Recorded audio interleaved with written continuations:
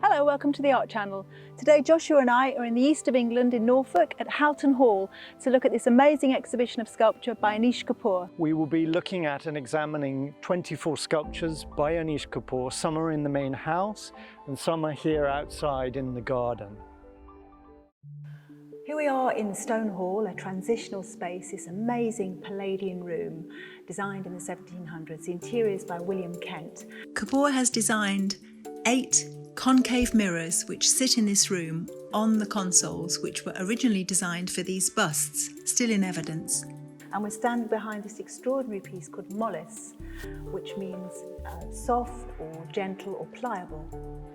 It's a very organic, fleshy piece of stone that he's carved. And I particularly like the fact you can still see the original marble as a sort of foot here and around the back. And it's very evocative of the body, of orifices and openings to the sort of organic form. And you can still see all of the character of the original stone in the veining and sort of variation of colour.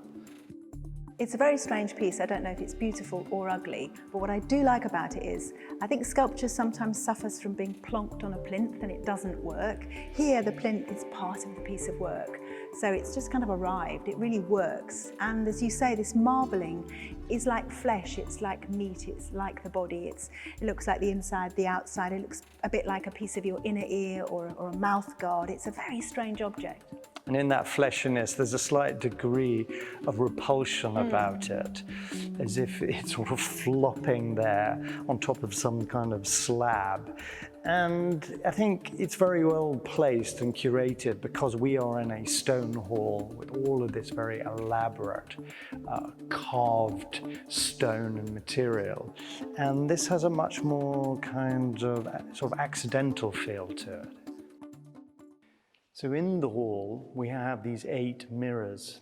They're concave discs made of polished steel with different material effects and colors applied to the surface. And when you first see them, they're very strange in this period room because they feel very contemporary.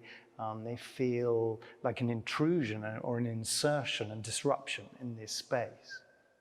They're quite strange, aren't they? They sit on these consoles designed originally for these busts, which are still in the room. And as you say, they're very minimal. I mean, they're amazing feats of engineering, but they look so simple. And I think we're often used to seeing Kapoor in white cube type spaces, very minimal. These reflect and invert this incredibly complicated room. These mirrors are really consistent with Kapoor's interest in optics and the physics of light. And this disc in particular is very sort of resistant to being looked at. It has this very peculiar effect on your eyesight, as if you need to turn away from it. But you're aware, aren't you, all of the time of these kind of inversions and disruptions to the architecture of the room through this distortion of light on the surface of the mirror.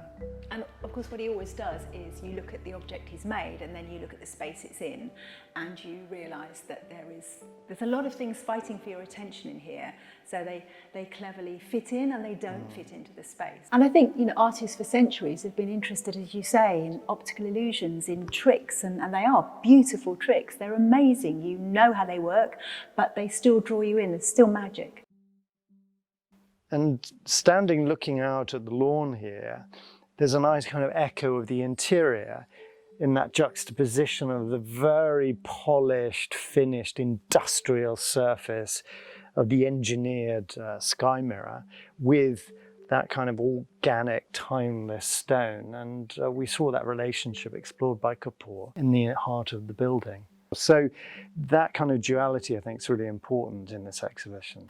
It's an amazing place to place your sculptures, isn't it? And I think Kapoor very cleverly responds to this incredibly formal landscape, these gardens, and also kind of questions it. They look they look strange. They look as if they've just landed, but somehow it's okay. They make us look at the space differently. And he's always, I think, very interested in this idea of non-form. He talks about sculpture being defined in terms of form, and he's looking at anti-form. He's looking at the holes and the crevices and the rough bits on the back. And the mirror, the 5-metre mirror, he's been making these sky mirrors for about 20 years now. And this one, interestingly, has scorched the grass around it. It's kind of so powerful. And again, it's a feat of engineering, but it's a great trick because it pulls down the sky for you to have a look at.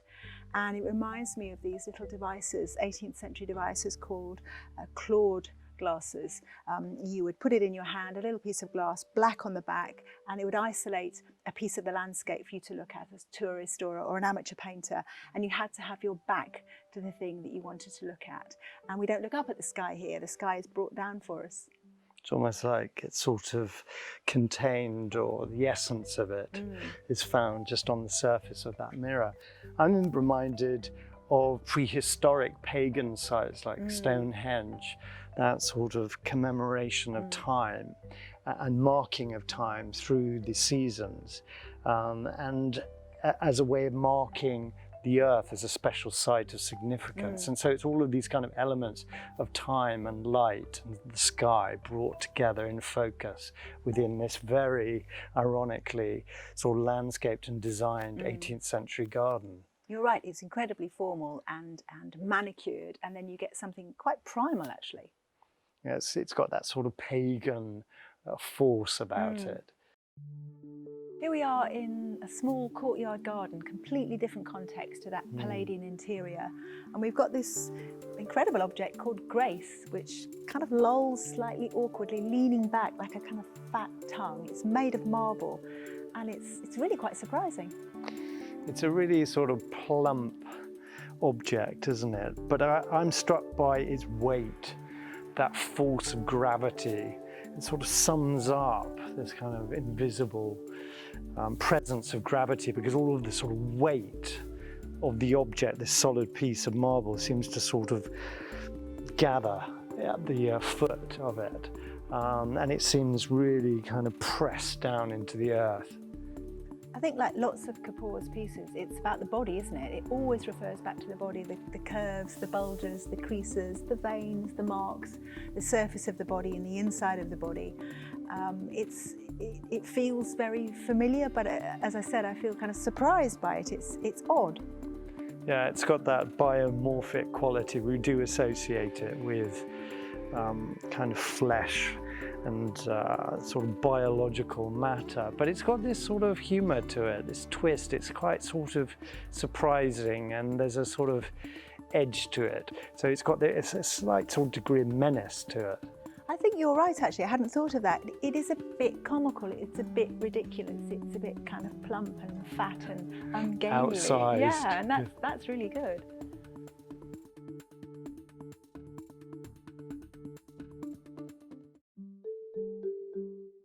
I mean, they are epic pieces of work. They are huge, and they sit in this landscape really quite well.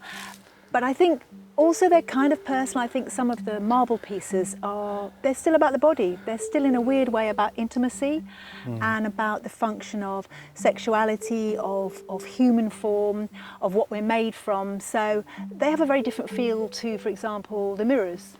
I mean, those marble pieces, you're right, are very tactile and sensual, but they provide a really sort of wonderful contrast with those Roman busts that represented real living people. Yeah. But I think the discs, the steel discs, are something else entirely. There's something quite kind of cold and analytical about them, almost scientific in that kind of performative character. They are literally lenses, and they are, as you say, they're cold steel, they're beautifully engineered, and they're not sensual in the way that the marble pieces are, but they're brilliant optical illusions, brilliant tricks. They're absolutely engaging and mesmerising.